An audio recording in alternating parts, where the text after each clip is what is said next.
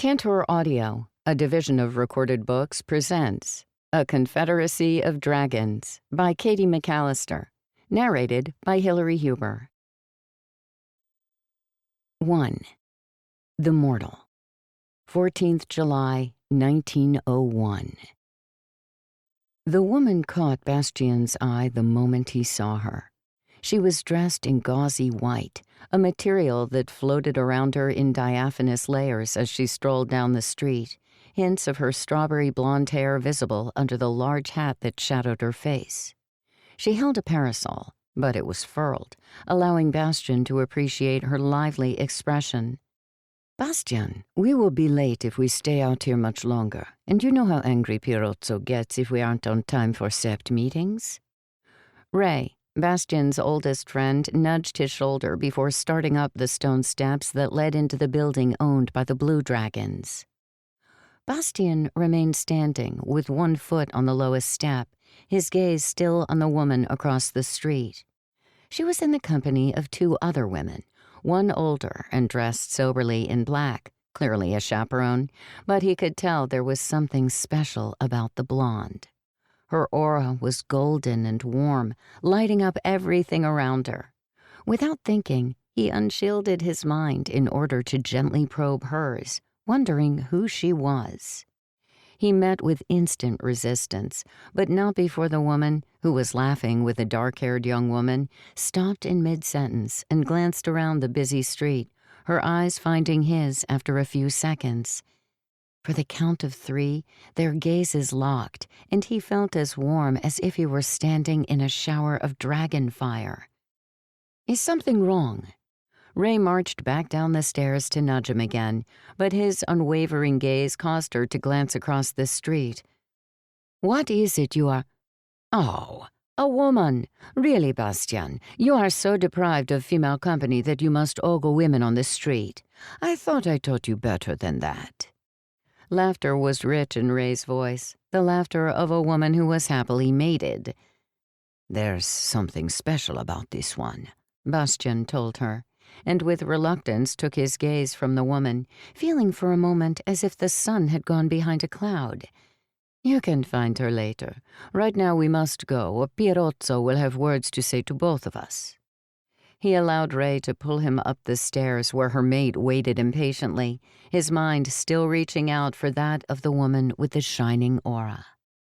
He found her the following day after having pulled in 3 of his friends, Ray excepted, since she refused to be a party to what she called a hunt, to scour the streets of Firenze. One of the friends, Luca, found the 3 women entering a museum and rushed to tell Bastien. He managed to arrive when they were a mere block away, obviously on their way back to their hotel after having viewed the museum's offerings. "Signora," he said, bowing low first to the chaperone, then to her 2 charges. "Signorine, I am Bastiano di Giardino. You are new to Firenze, yes?"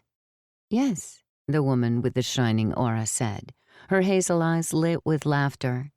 Now that he was close to her, he could see she had a heart-shaped face and the pale skin of the English. He basked in the warmth of her gaze while her smile deepened.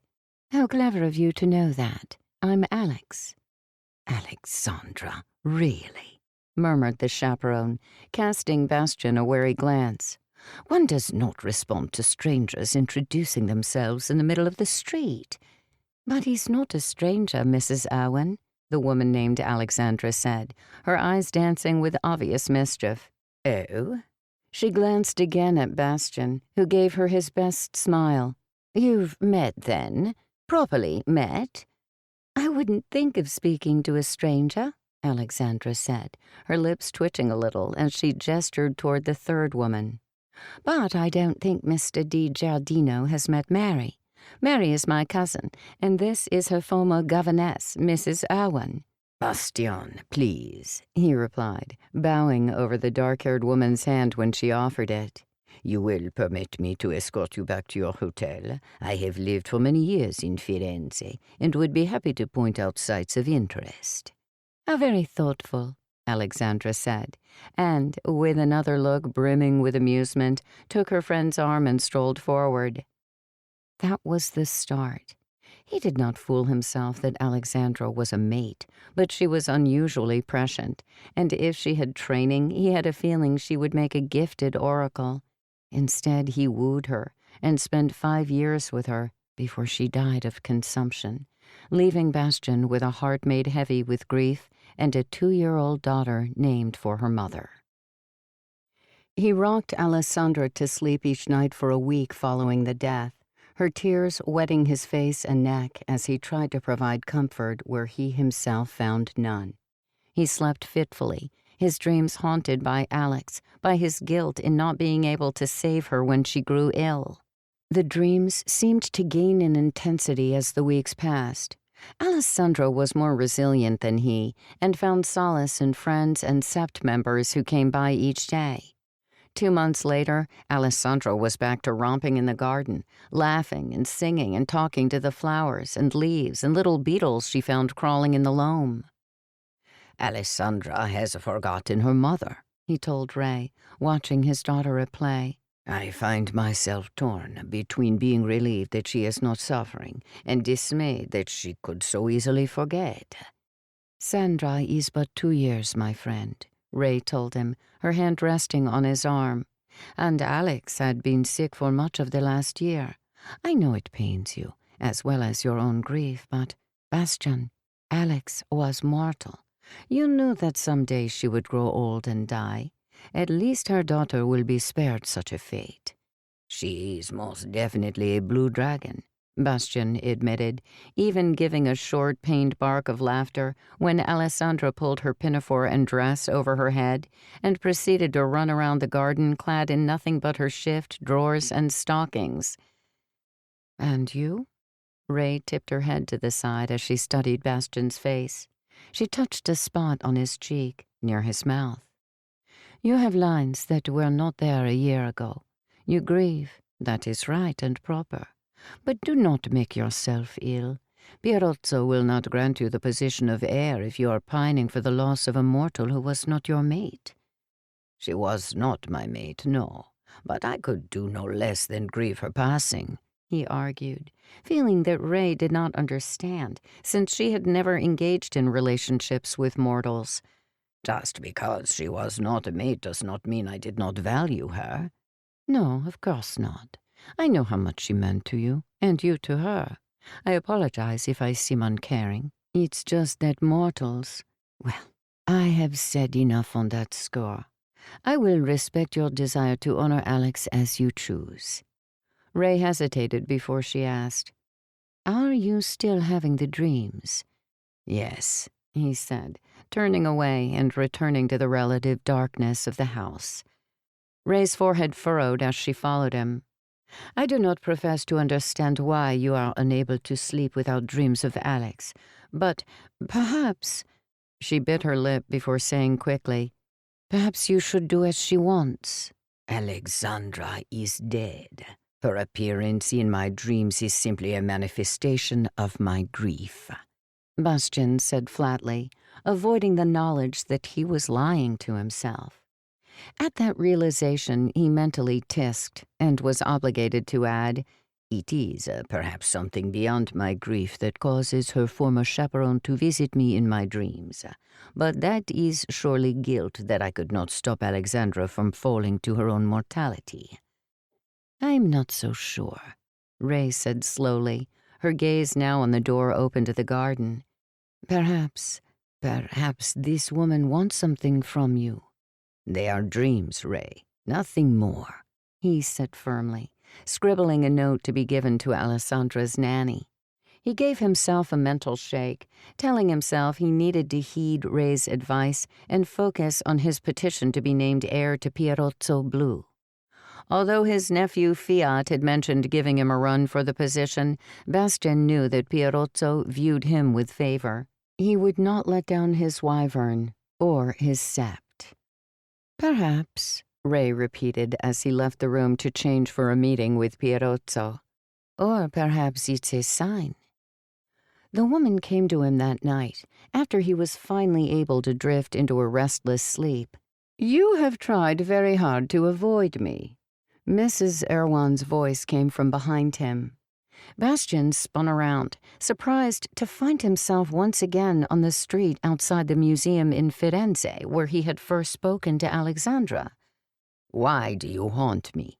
Is it not enough that I must live with Alexandra's ghost? Her spirit does not remain bound to the mortal plane," Mrs. Erewhon said in what Bastian thought of as a cold, proper English voice, but there was a hint of gentleness nonetheless. "She has moved on to her choice of afterlife, so if you are being haunted, it is not Alexandra who is responsible." "Then why are you here? Why do you come repeatedly to my dreams?" Bastian asked, brushing aside the woman's comment. "My mind must be much troubled to keep manifesting you, for I can think of no reason for it to do so." For a moment, amusement flashed across the woman's face, but almost before he could register it, her expression had returned to its normal dour state. "You have hidden from yourself for long enough, Bastiano di Giardino. It is time that you face the truth." "Face what truth?" He straightened his shoulders and looked down on the woman, drawing about him the natural dignity that all dragons possessed when dealing with mortals. The woman reached up and brushed a thumb across his forehead. He jerked back, both in surprise at the unexpected gesture and with the heat that seemed to sear deep into his brain. "You are a dream walker, a dream warrior, and yet you have refused that calling for too long. Now it is time that you face your true self. Embrace that which you were always intended to be. Protect those who cannot protect themselves. Guide your kin who do not see a path. Follow your heart." Bastian rubbed at his forehead, confused and disoriented for a few seconds. "Guide my kin? Do you mean become Pierozzo's heir? I have already petitioned." He stopped, realizing that the dreamscape had shifted, leaving him standing alone in a forest. Ahead of him, through some trees, a light glittered, and he heard voices. He stumbled forward, almost falling over a downed log, mentally shaking his head at the disturbed dream his mind was producing. 3 shadows moved against the trees, the moon overhead casting a ghostly light that filtered through gently rustling branches. "Fine. I guess we're going to go with outright idiocy instead of self-preservation today. Hello, Xavier. As usual, it's horrific to see you," a woman said in English. There were 2 others with her, one man who stood slightly ahead of the woman with his back to Bastian, and a 3rd man who stood in shadow. But it was the woman who drew his gaze. Where Alexandra had exuded a glittering golden light, this woman was surrounded by a gray mist, one that wove around her with long, smoky tendrils. He could see only the back of the woman, but she had chocolate-brown curls tipped blonde and was clad in tight-fitting men's trousers that left little to the imagination when it came to her ass and legs. If he hadn't been deep in mourning for Alexandra, he would have appreciated those trousers, but he put that thought aside. Someday, perhaps, he would find women such as this one catching his attention, but he was not ready yet. His heart might not have been bound to a mate, but it had been touched by Alexandra nonetheless. "A dreamwalker," the shadowed man said. "I have not heard of another dragon who was such." "Dreamwalker?" Bastian spoke the word aloud before he realized it.